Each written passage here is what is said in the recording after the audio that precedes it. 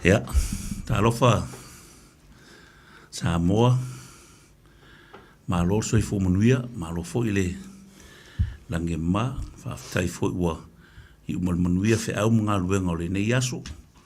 I lava sa whea ngai ia si tātou atunu uma a whianga o mala whanatula. E afua mai i timunga o lolonga mawha ia e whafkai lea kua o loo tapua au inga pēr o ngā lofa malonga anga lei no ko Soifua masu mako wola. Ia e whakalofa aku pa ia o si o kako wakungu i kupu ma kamari se i o lava i se pepe mea ia whakalofa aku le suafa manu malo ke riso le nei vai ngole fiafi. Ia e whakalofa aku fo i le pa ia o le au whai ngā ruenga le atua i so si whakawhai kaulanga o loo whaafonga mai le nei polkalame ia ma ke whakalofa aku ma le nganga whaaloalo. Ia e whakalofa aku fo i ki ngā mtama ma kua lo kapukapua i whare i la kufo i o loo ngofo i whare o ka ngaka ma kua ia ma lolo Soifua ma lolo lange ma ia whakalofa aku fo i ngai whanga waonga ko hea e fo ia a onga i le ngei vai kau ia kau inga ia a o ngā kuuanga ia ma singa break pupu lenga iei ia ua lava le whaasiri ngā marosi ia ua ia amkanga o a o onga ni ke usanga ka rofa kaiko ua lewa foi ka koe mafuka pe ua whaisi umi o lau whai ngā malolonga ia e whafkai le ua kau moi whangua i o ngai o whapea uia ai o leo mai ngiusila e papae a leo leo i Samoa ni e papae o le vea ngā o ka ngofuka ke fiua ka whapae pae le pae pae ia ngō laku i upolu ia whakukula Amerika Samoa na lai koe le esa Amerika Samoa na lenga po i maingi le ki o ala le ua koe sila mai ia o le o sa ungopo tai au kara ngō mai po ia ngisi o sa u whakanikani mai lava pe i se usu a lele angale lan kai au. Kere ingo. Mase u waku ia o whakari i o konga lea kua i loko pe konga whale au sau. Ai whapelo atu muna nganga pa alo ia o le uso maane pasala whai maano whaptai a me sol pari tua ia konfiri ia whaptai le tua le o tau malua sa ia e aro whai mafo i mauso lo pini ngaro o wara tau tua i nol malo le tanu tāpua ia tu muna nganga pa alo ia whakalo whaku i lau sunga foi le awao ma lole malanga manguia i rola ko le ea mo rola ko le kai ia walawa ia fongkanga whale karisia ia le nei la fiafi ia olo ma fuka ngei ma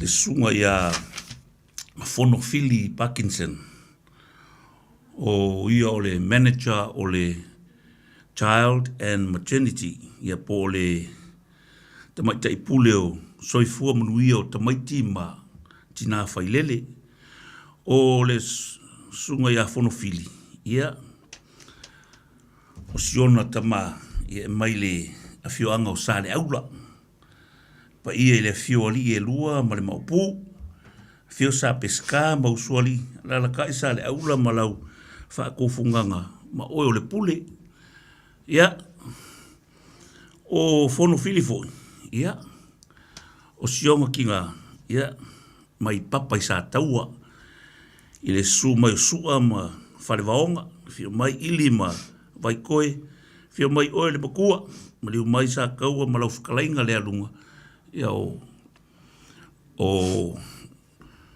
no whanga nā ia po nuna ia o loo e whio mai eile a whionga ia whongawhiri o whongawhiri wa fai foisi umi o ngalua i tono o mtanga lunga nei o le South Sea Self Care.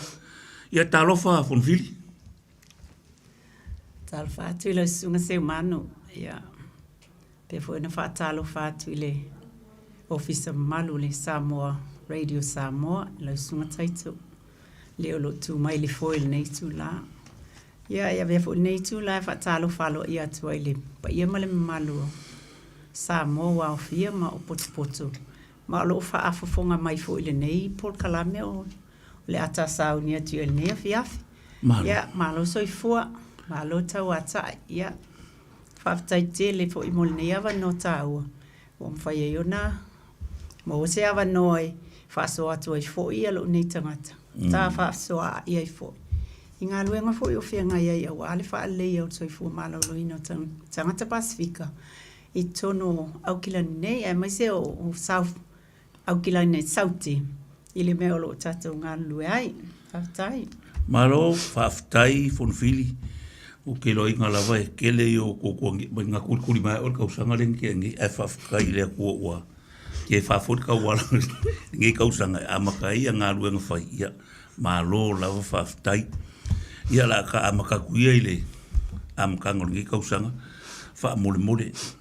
E mawhai o ngā e whaalau i loa pe fiang e au nganga e lalo lau kaikainga. Po lalo lau wawainga. I le vaenga lea le child and maternity. Tai mole a Fesili a Seoman. O lau tali atu lai lau Fesili ai sei. Mole whai atu sa utalai lau. Sawa New Zealand nei ma o whai ngā lue ngai. O le taimi nei e lima ia au nanga ia o te ngalue ai. Ma o au o se la whai atu pe ala o introduction o lo tangata pe i whaasoro solo atu ai leo la o Talanoa. Ka rire la ka Fesili. O au o se tausi Soifua mai whaauina mai Samoa. Na o a onga i Samoa le a onga tini tausi mai Samoa. Mai le hawheiwa se lau fitolu mau whaau o le hawheiwa se lau fitolu. O au o se tausi mai pasi. Ia hawheiwa se lau palufa o whaau o i fōi o au se tausi mai i tu o le community po le community health nurse. Ia o le hawheiwa se lau waluona o whaai o whaau o mai ai fōi Samoa lava. Na o a onga ai. O se tamaita i whato sanga po le midwife. Ia, ona o sa o ngalue lai Samoa. Sfulu ono tau sanga o ngalue Samoa. O tele o nanga Samoa sa o ngalue i fafo i tua i nuu i tua i alalafanga i tua. Ele i tele o taimi tutonu. Ona sa mana o miala uso soani i tua. I le mea ngata mai i tua. I tua e mamao le mea ngoto ele la. Kei minga o whalkomiki. Whalkomiti. Sa fisosoani tele i au nanga i nā taimi. Ia whatoa au saua i ma au sau foi o ngalue i le whale a onga o tēne tausima e pia. Ia ono tu uale sa moe le tasi iwa iwa o. Ma o saua i lo o ngalue i whea i South Seas i le awhi iwa se lau iwa. Ua luas fulwhane tausanga o tautua mo South Seas. Mai a mele tasi iwa se lau iwa. O loo au nanga whapitoa sa whita i tonu ai loo lau ngā luenga o le wainga leo tamaiti i tua iainga, asi i tua iainga. Pei ona sau nei New Zealand. Na paua ia au nanga ia sa wa ia tamaiti taimilia na o le palangkeke sa iai. Ia tu sala o South Seas o la koulia ngalunga lua iai. Ia services eva aia ia tamaiti Pasifika i nei New Zealand. Tu sala uma palangkeke so o lo mar South Seas. Ia fato a sawa i lole tele o isi mau services ia maisi au nanga ia i kai pe o maoli. O telefo ia provider maoli lato. Ia, o le taimilale na ala na whaifo ili nei au nanga alwa ingo tamaiti. O na mato wo itua ina wa mato o nanga. Mato wa ia ili tele o tamaiti. Ele o au atu iai nei au nanga ta ua. Tele o tatu tamaiti. Tu sabale 5% ile. O tamaiti ele o mwhai ona o atu ele asia singa palangkeke kai milea. Mali. So mato mawhawhau loa lea mau mato tai sa e nā taimi nai fo maisa mato ngā lulu e nā taimi. O tau a whaila e le mwhaina wa ai oila e wa aia. Ia o lea lana fuafua ai loa ma tau mwhai loa se Se mea ia mwhaia ia ona whai se au nanga tangata Pasifika ia tau tua mo la tau tangata. Ia o le lua afe ma le lua. Fato a maua mai ai lua se fisoso ani mai le malo. Ia amatai lua leo na whaatino na inga luenga. O mātou sa mātou whai inga luenga e tau mwhai. E wina la ititi ma utile se leni na mai le malo na taini. Asa tau mwhai ai le mea mwhai ai. Ona o le alo lofa i alo mwhanau o le Pasifika. O lo ofia maua nei fisoso anima nei ngā luenga tāua e a foi. I le vainga o tamaiti ai mai se foi. O le o atu i mātua ma o atu i ainga. E ai pe ni mea o whawhita uli o ni mea o tātou e sele telo o whawhita uli a. I o tātou ainga i le Pasifika. O le telo o tina ma mātua, wale mwhaina ave ala tau whanau. E ave vaile fo mai ave vaile le palankeki. Ona o le lei se kāsit, le ska avale, a vai fo i elta avale tu le fale, ai le se la i senu tina, ia po to telefo i tamaiti. Tolu le whata maiti ila lo 5 tausanga, ia wale tofu, ai tasile no fo, ia telefa apita auli na sa, tai ai mātou nā taimi. O mwhai, mātou tau mawhailo e ave le nei au nanga i le fale. E ave le fale, e awale o mai to tonu o fale mai o clinic. E le ila, e o mai a taimi nei mātou tele o mawhai ana whai se clinic. O lo o ave a mātou au nanga i tua, i maota malawa. I le mea e comfortable ai pe saonga le mua i mawhia ele tina amal tama. E o te wa aita maiti. Wa tai be ona o failo atu ia whawhita uli sai o tele na whawhita uli o le lava o mea whio ia i le aini tā vale ai pe ta iwa malesi mea tā ua sa whamoimoe el mātou sevas o le ngangana wa pe o tele fo ia tātou tangata mo ia ingilisi uma tangata ia e whia afo ia na i ta mam tina mātou e whaalongolongo mai Pea e latu o estanga te tautala e whaatonga, wha Samoa. I o le mea wholana e alaina su e o mātou tangata whai ngā luenga. Tangata Pasifika e mawhaina tautala e ngana mwhaina o atu i tua. Faasoa atu i nai mātua. E mise nai mātua, mātutua o lo mātua o tamai te whai ngā luenga. Awa pei wa tausi tama lato wa. Tu sara fiso ta inga la na e ta ua i ale nei au nanga. O nan whaina o atu i tua i a inga i tua. Ma mātou Talanoa i ai. Wha amala malama i ai. E wa al te uri taimea sili atu pe. Sau sipa alang wha mai ena le umana whai alu. E le se kala whai mai wa e le malama se si. Ia pe wa ta ua al nei au nanga o na o le wa i tangata e ilo lato. So mai wha apitoi inga ngana ese. E le whapea fo ina o Samoa la i Cook Island, e alu a mai a lale, le rifero fo i lele wa whaina na whapea fo na o le toa ngao leo whai ngā luenga nei taimi, o mwhai fo ina fisui ai. Tu sa apea leo Samoa, ai alu at po se tonga po o se lalo tonga iwa, ai se Samoa, ona o le toa ngao leo whai ngā luenga. Malo, whawhetai, malo lava whongwhiri, malo rua ku fo, langa wo whiwa kausa ili ke le mauanga inga ia le amakanga foi a o ke whawhekai o le ea foi o le ua maua ia le aunga o le mesa o suenga i lingi aso ako whawela vele i sising suswangi mea ke au i le amakanga foi o le ngā ruenga ma ngā amakama i Samoa i o kulanga foi o ngā ruenga o lo i nei ai o ke whawhekai ake oi 5 suka sika usanga o longa ruenga le akinga lue Ioi. O kusa o le tausanga nei atoa e le 5 tausanga o la nursing service. Talu mai no o ngalue. E le ifa apea lava o motula o ngalue fa a o lo au nanga lava le fa pitoa i tamaiti, mātua ma tamaiti, mai le fato a whanau mai si o 5 tausanga na wha o le ngaluenga lava le sa whai mai Samoa. Fa atasi ai mai si ngaluenga sa o whai ei whale mai. Ia wo saulo i nei, ia taipe o le whaapitoa ale le wo ia i nei, leo tenga lue ia, o le wainga i o tamaiti. E o fo i lo tūlanga fōu, po te tofinga fōu, leo atu mai nei a te o mai le tausanga le o mai le taimi nei. E le o mawhai ana o whaatinoa le lei, ona o le alava o te tautua, o le alava o te alu te asi a inga ona toa ngao le au whai ngā luenga a tonu e se taimi. Ia, ona whaatino lo le ole ngā luenga o tu mai. Ele tatou au nanga. Malo whaftai.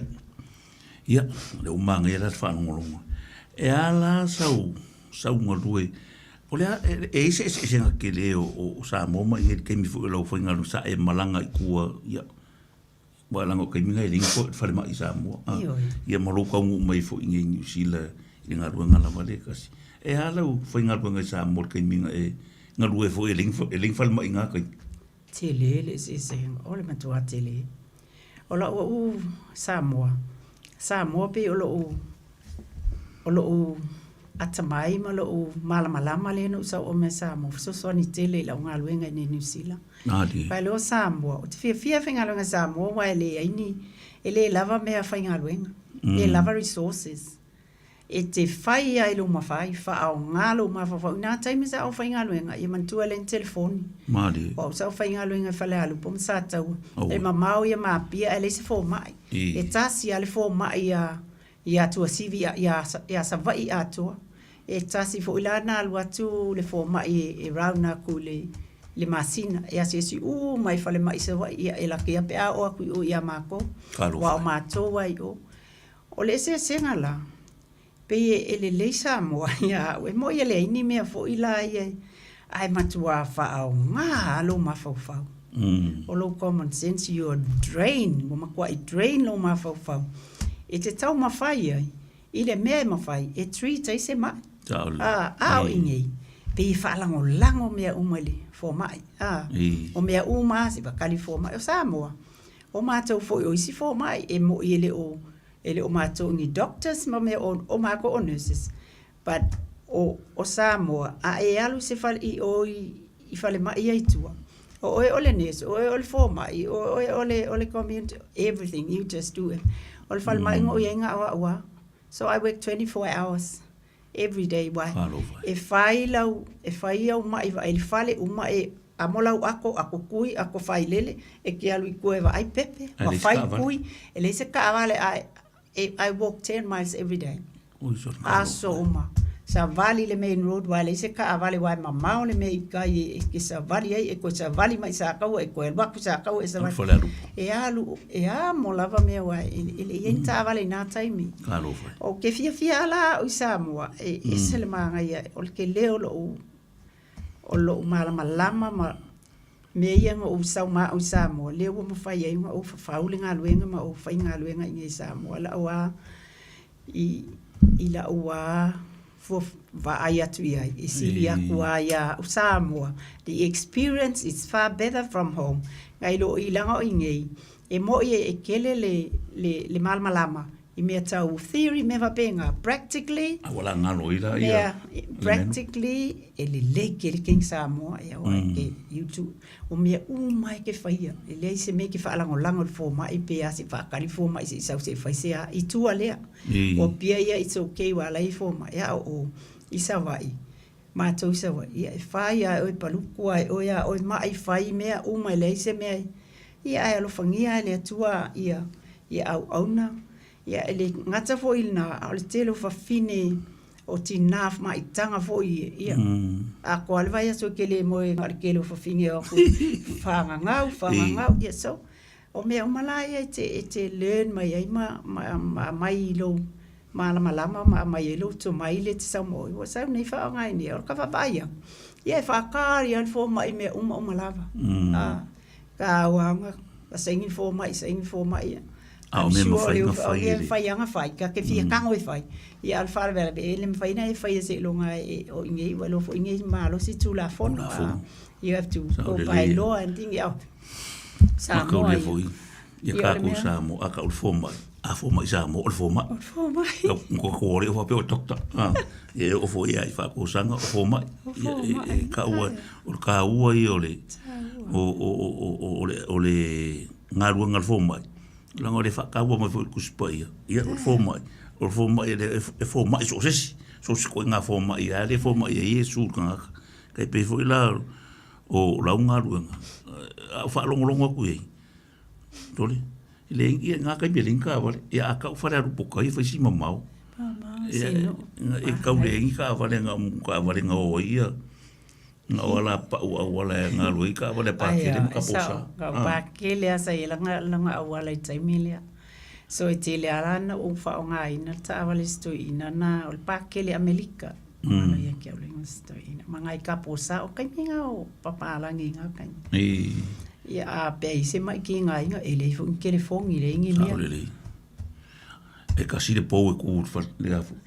Kasi kele fongi uma i la voia fa le poma. Ole au ngā o ngā ruenga sa nga lua i Samoa. O ke le fo i la lau si la fia le fo i la ue ka ungu mai kongu ingi usilange. Ke le fo i lau si la fia o wha ai loa e fo i ingi si fo i o alum wha ngā o se kā kua ungu olo ko ngā lue. Wha pe fo i si kā kua le Pasifika.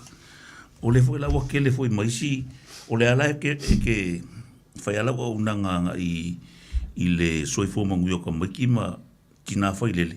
E mangisi me la roi folo o le. Fo ila tu se lima, sorry. E lima ia le na fisiri mai la amatanga le la o fitau ia lo temi. E lima isi au nanga ia e la roi fola o la ua ainga. Ai kai pe au nanga uma ia lima. O le taf e afia ia o le e afia ai matua ma whanau. It's all about parents and children. E le ia masesi Pasisi mea o wa o le sao al position le o le maternal child health services. Kusa o nanga ni whatatau i mātua whanau. O pepe, tina, tama, e le whapea nao, tina ma le pepe. E ai fo i tau fo ina i ma tama. E tā ua fo i ngā luenga tama ia.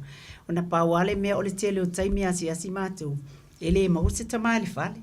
E mawana isi tama fo ia tau si tama ai o tina e whai ngā luenga. Ai le tele. A o le tele a o tina e maua le whale a o tama o. E tele alana ta le maua atu se tama. E a maua atu fo i te tama. E se le fo iu. E kin fo i la atu i whaalongo longo mai ata awa onga ma ta whaamatalanga i e whai atu i whia. I le tina awa fo i le tau singon pepe. Awa o langa i e fo i part. It's a shared role. E le whapea ngā o le tina e kausia le pepe ai alule. Sau fo tamaia tinga le vai sau si i atu. Ok, manga kuanga le afo. Ia le ad po whasalonga fo i Samoa i aso hala. Ai me se ala i kei mi o wafofua i al kinga. E whai mai le ofiso o Soifua maroloinga. A o maitanga le tina. Tama au e te whaati ngā pe. Rau ke manguanga ngai iafo. Ngai whaukuanga ngā po whaasisilanga ngā mai le ofiso Soifua maroloinga i asonga i le 2EP. O le ala se kulanga o iei ngei ia le makanga o ngei kausanga ma ngā luenga whai. Ma le ngā iluma o ngei kausanga. Tusa e tawa me o la ngā luenga la le i whataitai.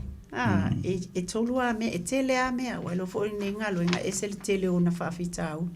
E tele, e le whapea ngā o i, e tele challenge e a fo i whawhika ulima mea e a fo i. E a fia ai, e au fofuanga ma ngā luenga e whai. Ia a o, e tolua me o te whaataua ina i le lo tula i mai nei tofi ngā whaataitai. O le mea tāua mua, o le communication. Po o le fisota inga. O talanoanga. E tāua tele le leima malama. Fisota inga ma le au whai ngā luenga. Iso se taimi. E tāua le malama o le au whai ngā luenga. I mana onga o au nanga ta i tasi ia o te vaaya. Ina ia le leio na whaatino na whaamalia le au nanga. Ma le leile anga i luma ngā luenga. E tāua fo i le whaau au peo na fisota ima Talanoa i le au whai ngā luenga. Iso se taimi e mana o mia ai. Le fisosoani, ina ia aua, le ia whaina pe lape, le au nanga i nisi tu, tāua fo i ona le leile whaalongo i mana onga le au whai ngā luenga. Ina ia so longa le lei ai fo i alatou ngā luenga e whai, tau ona whaita ita ma whaata ita inga i alatou. Awa awa ai mai ia le au whai ngā luenga o le ngā longa whonga whailu mo computer ma, type.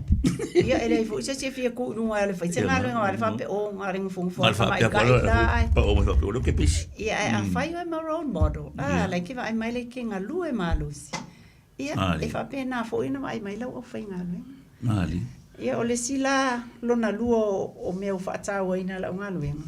O lau plan. Wa mantua e lima ia le au vai. E liva ia. Fuafuanga po o au goals e set. Po o au wala fua mau ta iala. I ta iala ila o whai ngaluenga. Moli whaatino ina o ngaluenga ta itasi. Wai tu sei to o lima le vaenga le ilalo la uwa vaenga. Ia o mea lana. E ese umata iala wai le whaapea e tutu sa uma. E amata mai ale vaenga ia te vaia. O le vaenga mua o le well child. O le vaenga ngā le amaka mai le pepe 025. So o mai ai o le pregnancy support service le amaka mai ai. Kusa o le afufua.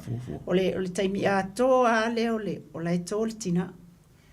Ia o lona lua. Ia u whanau tina o well child. O lona tolulu. Ia ua o le kusa o le best start of life. Le vaenga lea e a foi. Lea e amata mai ale e le pepe o tamaititi se ia o le ono sulima tausanga. E tu o whaatasi umana au nanga. A wale le afo, le vaenga o le tamaititi lea. Ia soifua manuia mai ale pepe se ia o ina matua. Te vai fo i tui o tamaiti. E fai tui o le ono vai aso, tui o le tolu masina, tui pui o le lima, tui pui o le se fulu lua masina, se fulu lima masina, whātau sanga, se fulu tasi tausanga, se fulu lua tausanga, fast fulu lima tausanga, vai li kere o le sketu. Ma le ono se fulu lima tausanga. E kua le pu o whai are he ni. O whai aku. Ia. O le tala anga la atua le na. Ia. O mai lo le service lo na wha. O le mana kits. Le mo talanoa ina o talanoa so onei au nanga uma na mai letio ma fa la wilo atu la tu o nanga tu sala o nanga ia ila lo o la service le io e lima la o le mana kids o le pregnancy support o le malesila me ta wale o le afoi o le sudi po o le tamaiti fo ie maliu whaafua sei ai le iloa po le ale mafuanga. Yes, sudden unexpected death of an infant. E tu sai se fulu lua te si male valu pasene o tamaiti Pasifika o lo o mali liu i. Tu sa fo i tamaitia i lalo i fo le tausanga. Under 12 years. E momoe ai moenga pe momoe o matuar soifua a le tele o tamaiti ia o maoli. O nos futasi tesi ma le valu pasene. Mali liu whaafua se ia unua ma se mafuanga. O maoli. Ai whai lang sua ngonga i maliu? E whai a o isia e whai pea mana o dipensi i fo i mātua wai tau fo ina saini le lato consent. Pe manga o i whai mea susu e ka mai ki pea. A tele au tamaiti mea nai whaata ua i le fuo umana o mai ia nai au whainga luenga iei. Whaata ua le saunga le mua le mea mua i pepe. Ia whao ngā le pepe bot. Po o le waha kura o le ako le ngā maoli. O le ako ngā maoli. Le lalanga i meo flex. Le kua i lako pepe a. Ia ma le kako baby cot. Ia wai. Mantu o moe ngai pālangi, ngā lua tangata nā ta mama tina. E le tolu pefa. Ia aira ia tātou. E tasiri moe ngai, ono tangata i e tutonu.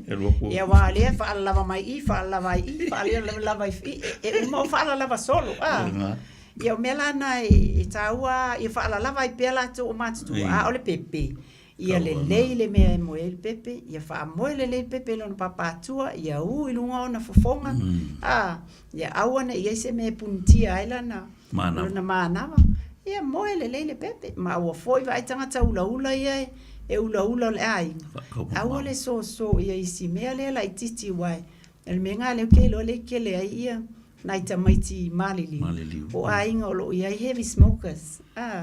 Ele whaapea o le mafua anga lea, but usa o factors ia mo Manuia ele ma si mea la tau fio ma losi o le fium le la ku ile ile tapa ia o fautuanga lava ia at the end of the day, e ole matua ai wa ole pepe al tamama tina ma to ia wana ole watu e feso soni atu avatu se tu walalo ma feso soni I mea fo ia lewa ma ko kalikong fo I matou ia wa afia il Soifua tatou whanau malo konfili o le ka ua ia o lo wha amala mainga o vaenga umai e mo ia anga makua mai ma le au whainga luenga ia e kai kasi ia e mo ia ele umaua a koale au ngole ole a ole Manuia la o le ngeia fiafi o le la ua whaasolo le lima le a vaenga o longa ka ua ia ma e fo e responsible I lea mea ma lea mea o ka ua il mele ka ufsoka inga ne peonga communication very very onga e sau noa iai o ka ua ufsoka inga o le soka inga a oe lea ma lea inga soka inga a o kou ia ma whaala poponga o le awa ia inga ma si le ka maiki ma e yengi whaafika audi o iei I sokanga ia I soka inga o kouma a inga pea whaape e yengi o yengi whaafika audi wanga le yo aku ai pi ia tai bela al mele al family violence e le tatono nga foi a whaapea wai o mātou e lalo I fole kasi kau sanga mai kiki o taimi uma e tate alwe visi e kawanga fesili e iei se mea o tupu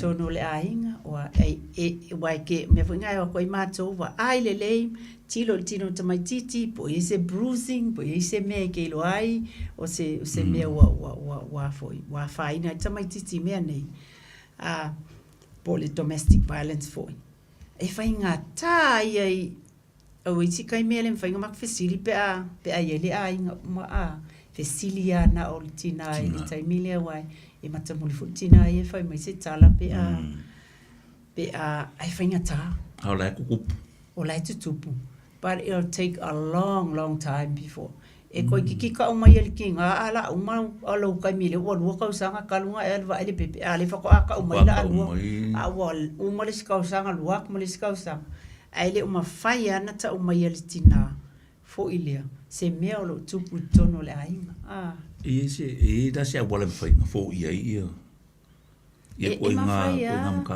ai me se o ko ia fe ngai manga lunga fa pe wa a fai ngi ai ko pu se fa la ve ile vengo pe ia o la wa na io e play mama ko po ia tanga tana muli ai me na fai atu ai fo i le fai ngaro ia matala me fa pe wal me le fa bien alo va ia ku wal ska mai ki ekele ku ai nga folinga ko mai ko ska mai ki ke la ku ma le fia ska mai ki ko la ku po nga le mo ya ku sala e fing ta fo ina ilo ia ia sai no le mea wal ele fainga nga ka mai e tina au ka ia la wa kai lo ele tai mi fo ia fa Talanoa ai e to anga e te alu mai fesili ai e ia fo ia au nanga la ia fai fa apito mo nei mea family violence domestic violence e ke kalangoa ia pe faina o mai fo la tau ia e Talanoa ia tono ile li olea te am fai wa fai atu wai si ele mfai ana fai maltina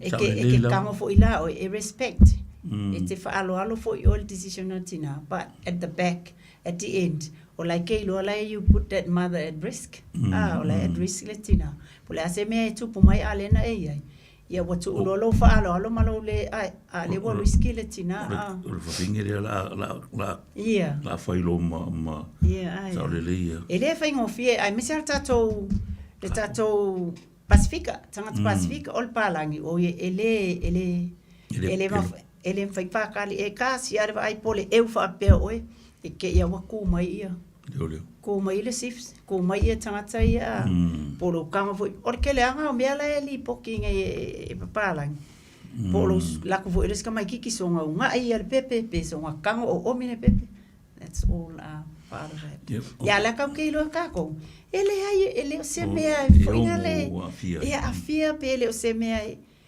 e mea e kawanga matala eu filfilinga malau fai unga fai pe se met tau pe ona paua wa ke lo ka ka alo ia mai ma ka uli foi Ua e sa o palang ko se.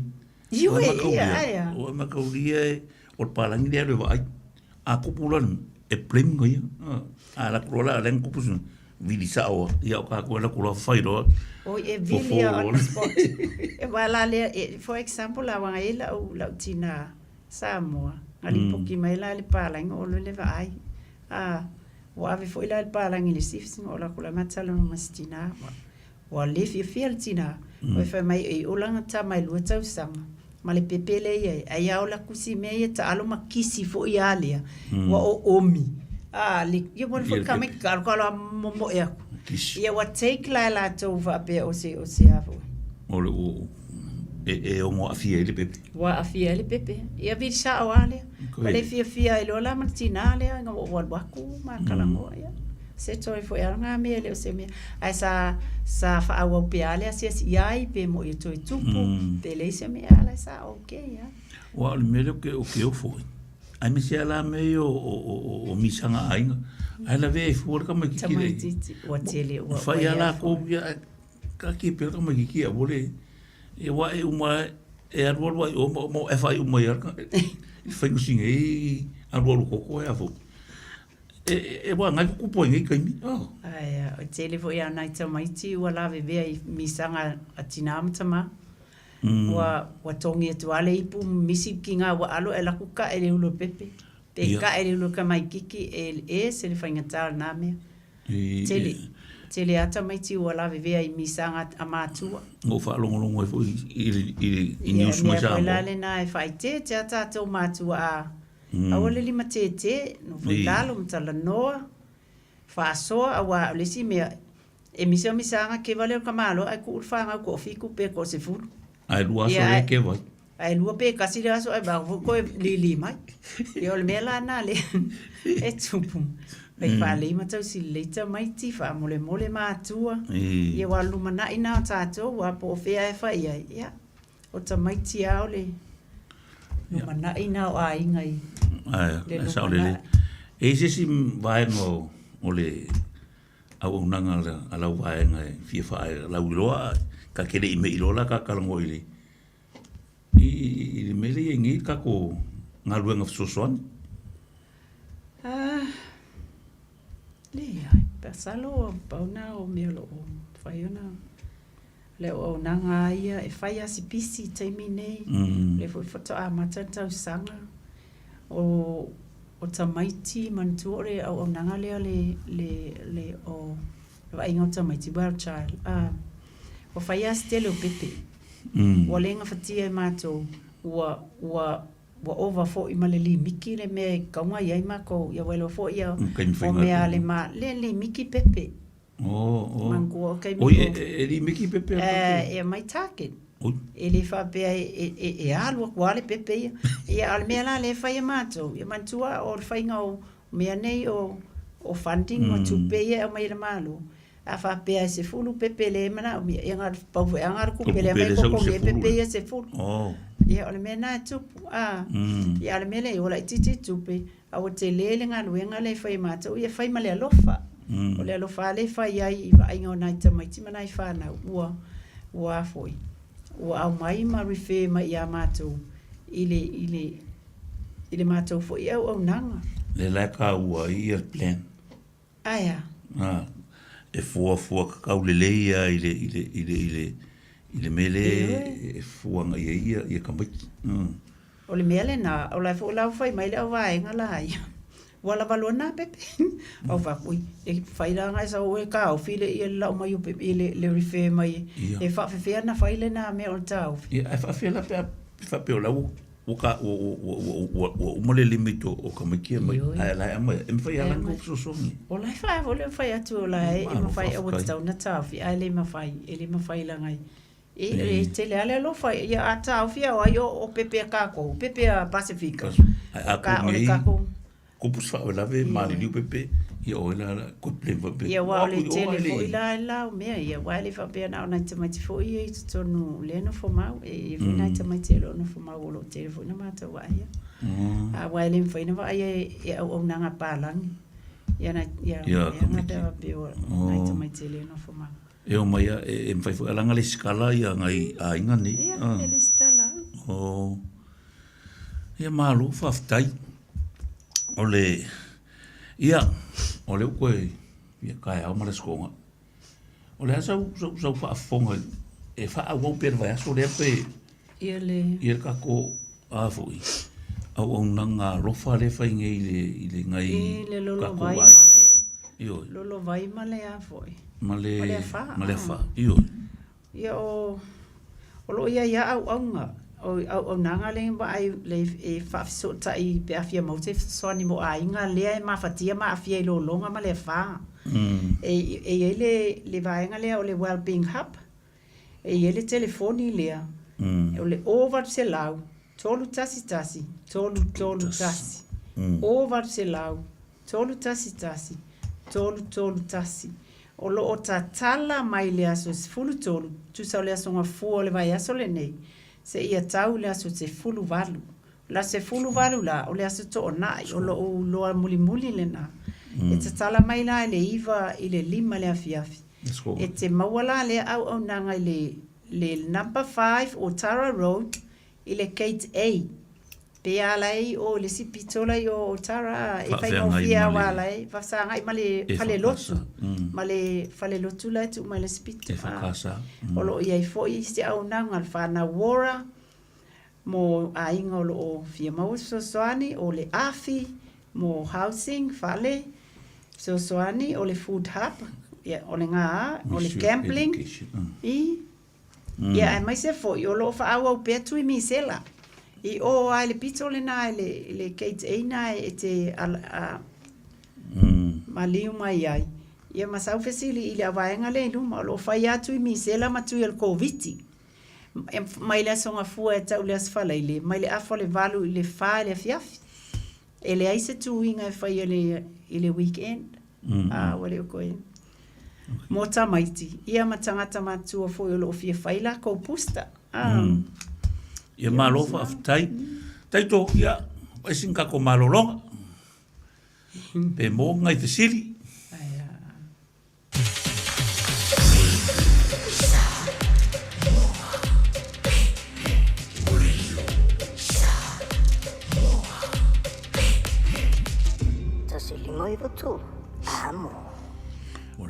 O le tamile tole mai luas pulu minute ona tanga leo ni tula hiva sa mora tulu pele a fa peo e fa fonga mai o lo o tau tuan po ile talenga ya se manu Mikaele te filo ya mes fo ia Patoya von Philip Parkinson in le fiapi le tau tuan South Seas Healthcare pe on se fil maru le tulu ni se o me o lo fia man lama maru le tulu ya mes fo tulanga tau so soani ya na va au mai le tolu fitu tasi lima I tolu numera ya lo papenan fa nga solo fa tata no ino fo nei por klami ya wala mar sil pia tiro malo tato no tolu fitu tasi lima I tolu numera anola va paptai se manu ma tu a pon firma anola va por klami ya leta lista to para un margang fa ron ya paptai ya ulewa o ka Talanoa I vai kongule o sosoangi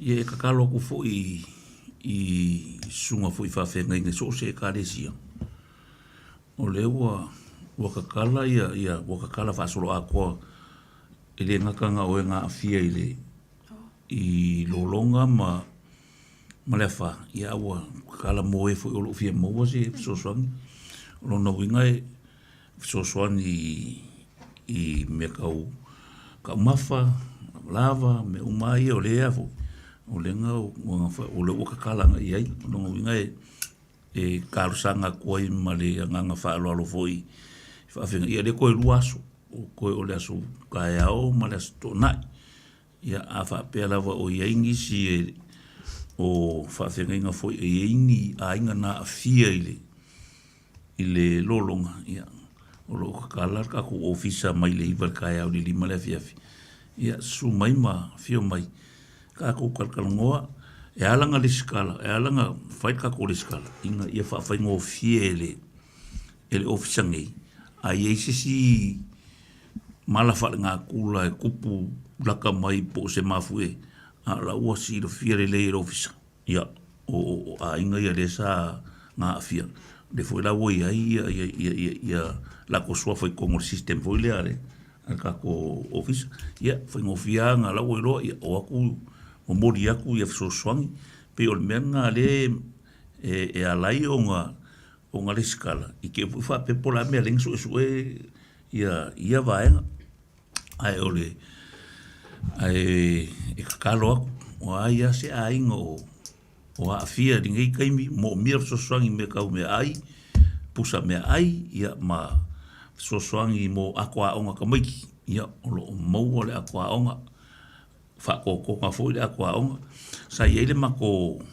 ma foi apik sa ka ko apikanga lenga fai mo e foi a fia ile ia ale ola o koe a vesele sa fai i te puke mo ia e fa mesa ia ngai ainga ia e sa kakala la vai lofur fai ko la poi la vai ainga ke milenga malo si mai ele sa vili mari fa pelen ka o mai ngai ia asa ngaru e mango fu fa kal kal poi ngai nga fu wa afia la ko maoka malo ia sa kakala la vai ngai te puke ho ia o mo fa ko nga le leio ia moenga parankeke ia afu ia le ngaka ngako ko le muka ia wo fa ko ngako ko i mo se me ai e fa ia ka mafkanga e fo i su fa i me ko ia la ko ka kala ka ko fa le su fa inga nga wa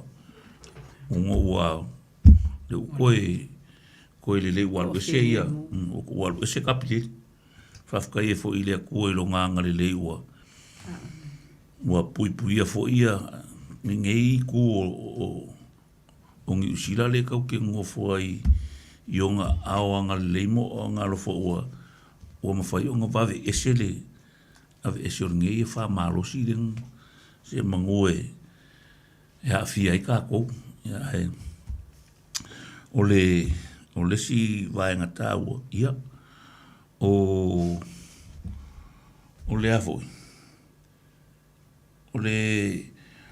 ole vakunga yo o afo mo amisia me yo ka mafa langa e fai asi kua yo le o nga momodi ia e fau kua inga fo ile pa ia fo la ko amisia ngai e kalesia ia kari la ko afo e alanga nga fa kua yo nga ona ele a ko mai le minga o company o anga le mai ia mo o me ao nga kongo pusangi wa ele mfainga ave o se lua pesiko ka ulava nga ye uma e fa o nga tonu ai nga e me se aso fa pe ia o me nga e fa maruru ko ai ma karusanga ko ia lava papale pe mau pe long sai e kwaia ia ai mo modia kulava ia ko pusaka uma fai i mo ko fa fenga nga pe nga ako fainga e vaku e soala upule nga ia ma wala awa kolola i ole fai fe au langa uloku e mai le waka waku ia pusa me ai pe ole me nga e fa maruru ko makalo ko i le aku e awol pole ole ai ole o mau mo la loia io ole kwai mai yo kampangi vo e makaule i si fa do longa nga fia ia mo ngale sa usi mea ia no FEB dia rola i ngisi fa vo ola ia e mau me mai ia so ia ka uma i po ruas ia o e fa marulo fo va ngale va so len kengi o le fo ko mo kan kili vol va so ngi ia ai nga mo mai fo fa kai marule ku ia o mo ila ia la o ka mo mo la wa ka waku ia pusaka umafa ia lenga kai dia ia fo ngai ai nga fo isa fa mong ia ngai a me se be yo o me o nga kamiki wai e mo ia sa ai nga afia ia wa afia ku ia o lava onga ia le fo ila sa so ngi lo ofisa o nga lenka ko nga lu kongi le pili o kausanga ni o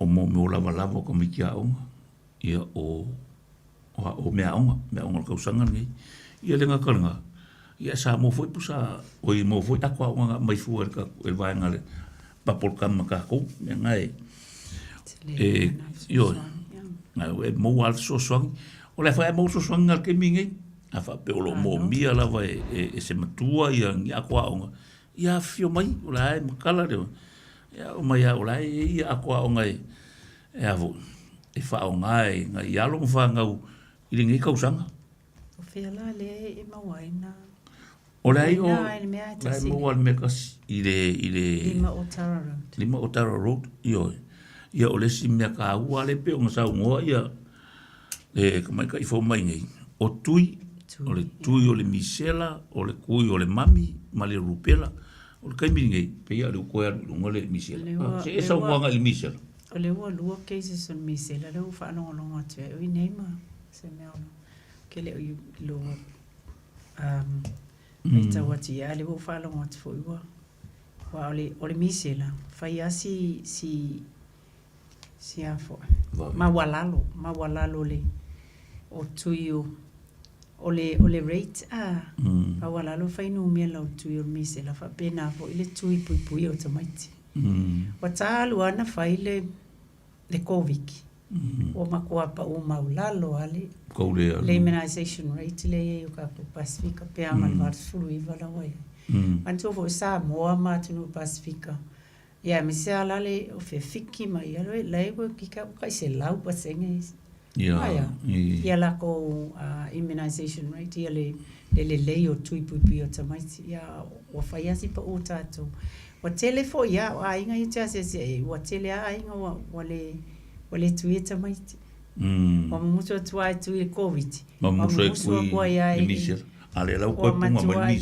misel la male tui pui ia tui pui ia e a foi e va foi al tu lalo male e fa malosi atu tin atama matina e wa le si a fa vita e mana altina tu ele mana altama e a mana altama ele mana altina e nga ele mafaya la na foi tu pepe wala ngale ese o matina e le mana vo yo o nisole ainga foi tu ai taua le fai tu e pui ai tamati ia lava le immunity ia lava le avo marsi angal tamati il mai le la ititi wale si me fa mai se fa kali se makua le ai o taimi le ai fai tu le ititi ia ola mai tamati ala wa ia la fa sa mo le immunity wa ia ni ona marsi angal fo ila e fa malosi ai te atu fa mai ava pela e le se tu e fai ia o ia mo la vea pe pesi mai se fa mai kai pe foi la le mise la lenga pesi Samoa ale te vai o le tele te mai ele fai in tu o le misela wa o le no ia i Samoa le taimi le ole o fai nga luenga i Samoa le misela te mai o mane ni mata wai le mise si fai se kui misela ai fa tele ali o le Soifua le te mai tele e ia na tele te mai tina na mai mau Soifua ale sai ana te mai tia ia sa e mo ia ele i ting a sa tinga ina ma kwa kinga inga kai me o mato ia ia alfa tai foi tonga fitia te mai tai ma fo mai ma ni fo mai ile tau ma fainga mai sina ia tunu tangata fo mai e mai no i fafo tele so ani atunu mai fafo sai ia ona tangata na sa so telele ile ne almisela wa botala tu fai tau mai faila ni ele ai am ngek ele fai uma ko mai kingi ma ele am se singa mai ele fa me se ia va taile ali Soifua le ia ma te ai tu mo ia ele malo rosi le ia ai al makua ke le fa fitau le tu misela e ole fa mai wa kilo era kala ku samu ele se va inga le ele ula ia se le ai fa tu ina pea avita mai te fai tui e tā ua le fo koe pepesi mai le misela e ufo ia na toi o atu fo i Samoa koe ke ua kupu mai aini ia eva ai le lei e se malo si anga a mesi o kui oro whainga ruenga fo i le ole kui ia kamiki e le se malo si anga e il malo si anga matua e tawana fai le la tō consent la to la fo le fasa ole ionga tauna ele ionga matu e fai so pole ala balale lo que le o kale ma ufa awa onga me fai atu ale io e mai ale matu ele fai ho fai se tu ia ai ala sola ma kauri Samoa e ke mi Samoa ele ngi consent ele ngi consent ia so tai ai tailo tai mi nei pa masala wa ele foi in consent ke mi nga ele alu al ma ko kuinga ale amole ako ia o fai kui ma ka mai wa foi sa fa longo mai isa etina o committee ula towi sa tele ula towi sa kiliva inga le message ku ile ta wo tu ya ole la to fa o popo fo ila ile nga luenga fo ma isa pai sa fe so soangi mai ai sa kele ma le o nga kai mi ka sa mo ka sa iva le pasengi o kamikinga ku ile lei ya le kai mi o ma ko ma wala lo wa fo bole ko en komiki ia o kai sa ma ko fainga venga ai lo matu le wa fa ya komiki au o pe wale tutu samala le kusunga lo o fa kasi komiki ma wa tele na mai fo ia le fale mai ta mai te tu ia wa sola ia mo ke o la lo ko la lo ngi foi kuinga lo ngol me bo kwa kui ia o fe ale me ke mo wa la kwa o e como que le ngi sa la te foi lo kui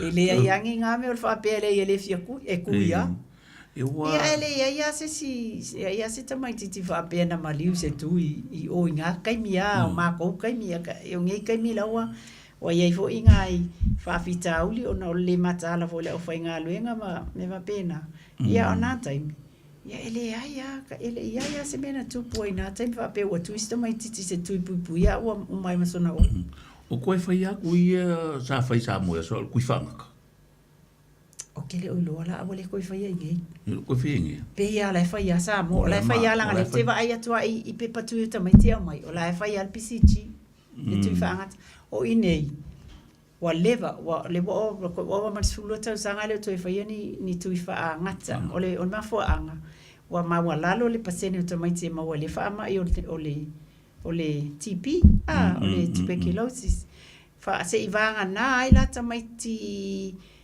e yesi tangata o afia le fa mai le a no fo pe contact ia ile kanga kare for example fa pe o le mai ia ile fa mai ale bo mai la fa na i o eligible la fa nga la o ka mai ki le ai e te tauna fa tu ia la fa na langa le wo mai contact o lu ki mo fa ma no ko fa o e tau ma wa mai me na o le toi fa ye nei e ia fo ia tangata fa pitoa si banga o ia mai sila o le temina pe tangata yo mai was it new way o tu balu o atunu ala tele pesi o fa mai ai ainda mai tio mai na ma ia atunu na la fa tu mai a vai fa nga wal pepe ia le fale mai ma fa ele le ku ele vai nga le fa ma ya o so ia sa fa na wa sa wal pepe tu wa ko man fa tu i fa nga ya o mo wali vale ko fa in fa nga ia o le wa lama ba lupe e tau pai mai pai ul por kami lo ia ta tu mala au le lunga poi fa mo ia le ia talofa lo fe kala nga se umbang oi malo Soifua ia kia mo mo vai ia ki hom se le fale firma fa sala fai ia da moela suma suma kalama e moriaku fa kai o ko a makal por kalama se ka ko foi community tai ia malo lava le kau wakai malo foi le kau langa e me le ya wale Soifua malo loinga se ka ko wa ko fa kai foi mo me uma lava lo mo ako fa sala lau mai a wale renga ilu mo kanga ka ko wa ko ai se ka mai sili apa mo le se umbango ia tau moia e ma waku e ave me oile ile fai fe au por fa fe renga ia por le au nga fo ia li e wale Faasoa inga ye o lo loku mai o lo au nga yai ai pa me fe ma ko le ngi fai fe au mangi au lo malo aftai ele ai o walanga ngo ka o fai fe au nanga o la ko ia le pe o lo ia o lo sila fia ia ainga foi ainga loko kongo o langa o afia ia ma misi foi o lo momi ai le ka afia ainga kai kasi ia e mafaianga fio aku foi oi ele ola la vanga ai fai feu ai o fai ko fai feu kai ola e o po mai nga sa ngai mai sa bo le singa ka nga pepe ai mo ai ngai sa bo ha oi Olha mais cai fo mais não. ai Não ouvi olha moa de go ya pede moa ai. E ya lu lai ngo o uma as komiki ya no kama wa. kai kai Me o le whaanoalo. o le whaaloalo Ya a lo foi pokalama. ai A lu aku e kulanga werka ko po ya ai. Por ia ku fa kai kire pokalama ba ka ngo fie. Ya la kuri makai ya makuri makanga wa le ko ya makar ka ko por kalam ya ngali le so ko mal o inga ko au nga ta pe foi le lo ko mai foi kai ko Tai. ya ano fa ke le ko mo ko manguia ko ka ri mo ka malawa ai ya ko felo ai foi le va ya so pe abrir ka ko por kalam ya vi le ia fa kai ai la mo le avangoa ia fa kai kele sua ya Soifua ia Soifua ia o le wa o fai wi ka por kalamia sa no ia po angisi a foi fau kwanga foi mo mama rula ko mo misi ia fai dele ma pepe ngi kai ia ka kere I ka mo vai lo faftai foi mo le avanoa ia ni ai tu lai e foi na pawani ke so soani e fia tu atu I tatou e me se atina mai tanga o lo ia e me se voi tina nai ta mai ta ilaiti young mums o tina fo ia to a faia la to fanau o lo ia o nanga e ka o le pregnancy support services lo ia na o nanga e fa nga atu e vilia tua ai o ile South Seas ile lua valutasi ono 553 lua valutasi ono 553 tu sa no mela tonu anga ke mawai services umangeia ile well child po o va inga tamaitima matina ia matui pui o tamaiti e mo ia wa telefo I fautuanga ma tala e faile tui ia e taua alfa manatu tu pea ma fautua tu pea ia ta mole matua ave whanau e faitui pawana le me pui aina ia tātou whanau mai pepesi e leo toi tutusa le soifuanga nei wa matua tele na wafa mai pepesi mai umatu le sifa mai ai oso mai le sifa mai e mo ia o le sila atu ila pepe o le losi ai lava le taimi e alofa I lau whanau a wai ai taimi walu ese olua ia ola e lau tama lai te fia lai te vai atu e ola ma soifua malo loina le pe a le pe a faitui le mea ai ma le vaaiga o le tamaititi o le tāua lenā o le tatou matawhaioi nā mātua o vai le whanau mai foi le saonga le mo le whanau I awala I so se mea o iai ia mata I tū lava ua le hanga lava nei aso ua tele mau whawhita auli ma le mau mea te tupu mai ia tātou ai pui tātou whanau o le awe whanau le aonga ia mautinoa o lo puipuia o lo safety le savali le awala o le o mata alu no le awala ai alu tina por tamai fa savali tamai ti le awala ave le aonga a wole tu fa o tamai ti ona o lato wai ka alu tamai ti no o taimi uma ka ke sa wai le awala ike ia waka kula ka vale waka ke fefe ke o oso mai le tamai ti le awala o lai ka alu be o kuma se polo kiki akule awala nela na matua fa mole ele o ia e la puata mafainga ele ai ona astu alalo maso soni atu matou le fainga luenga o matou nei o lo ngafa male va ainga o tamaiti tina tama ia mai se foi o lau tele le ainga ia o le pauna le tu alalo ia mawo o mai tatou le ele ngalu lu fatasi wa a faila e musu martina matama ala alai e afoi lai mana o mai le grandparents e avale pe fai le tui alai musu tina martama ia wa falo i le mea le wale ia tutu sa umata to teamwork ia tutu sa tato lango le silesi ina ia va ai le tamai titi lea o le tamai titi lea o le core business lea ka ko this is our property for the future. So awangai fa pea la sisi America mai kiki ko e perka mai kiki e va ia kwar ka mai kiki la e wa ma ia la wa kinga in ala ya lu ale sitina ya lu maliu alu le sitina e faile mele ko asaulo le fi va ia ka mai kiki fa le ko pa ko avelo le fa le mai le ai responsibility kids first fa mo lo walu tu o me uma langi nei e te le tangi ai e te le tutulu ai e te tangi peva ia tu fa le tono fa pa wana la tala allo fa tatu fa nau ai le tamaiti wa lo to lumana ina mo aso iluma tai au ia fa tai lava mole fa fonga mai fa tai lava fo i mole ava noa la suma se manu ai me se foi ole afionga ia taito lo tu mai le foil nei po fa tai tele lava fa tai fa alo ia Soifua ia ma lo fa tai fonfili ia na wa to fa fonga Samoa ile fa kuanga fo ia le fionga ia fonfili Parkinson ia o tele si la fio fonfili lima su kasi kausanga o ngalue fonfili ngalue ngalaval nei o le Soifua Manuia o tamaiti ia fa pe fo ia tina mai tanga o longo winga wa ke le long si le fia i me ko kupu ma me o la kupu ai me se lava nai fa ngau ia me ngau fa ku ai fo ia le fionga ia fono fili ia o le kausi Soifua fa ma winga mai Samoa le lava lo fa waulang ngaluenga nei ia le au na tua i lo otopa ia mo lo ko malo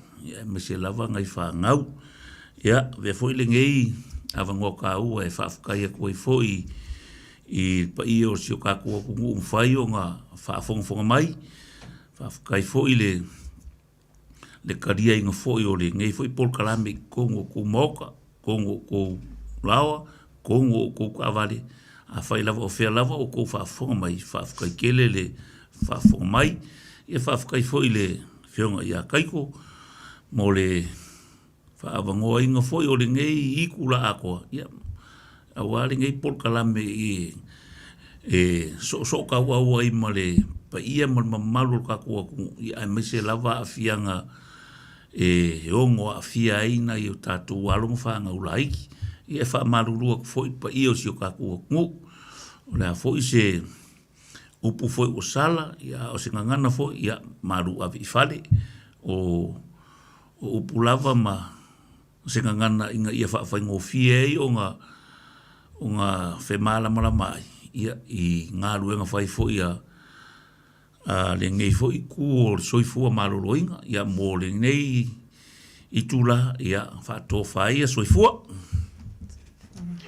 malo se manu talai le na mo long fa tuina la mar pa por malo le tunu ya me spo i lo sa tau ban le pa i or par tu tau Soifua ya fon fili Parkinson ta dono le uma wa sa orang mai pu Samoa ai wole uma la le pa ngai no ta lindia le li di wa po i ya ta to ya mo le tu pa malo le po Parang longo lama mal fia mas por pa pong agar malu le tunu telefon mele e o ya si fia malu le tunu ya malu parang long ya na mo ma tango fia fo le do tan no le po ya pa pong malu ta to tunu ya angar le pene li pa o ina pe me lo fo le poto ya le ta mai fo mo ta to ya ta to pa yo ngar me le pa ya mo lo bi inga fo mo to malu le po ya uni ya pe se tu le ala le do Soifua ai lava pui le i dungo ana fata nuina mo i mano longo le nei po ia file mo le ni mo le so tai ia to am tania fo ngan venga pa ia so lama le ni mo li lo Soifua mo le mano le tunu na fo i ba ia so ia spa ponga lava por clame ta Faasoa Soifua mo ia le South Seas Healthcare mo tamine alofa te le mo lua ai Manuia lava nei po fa Soifua ia Soifua ia. Soifua. Faasoa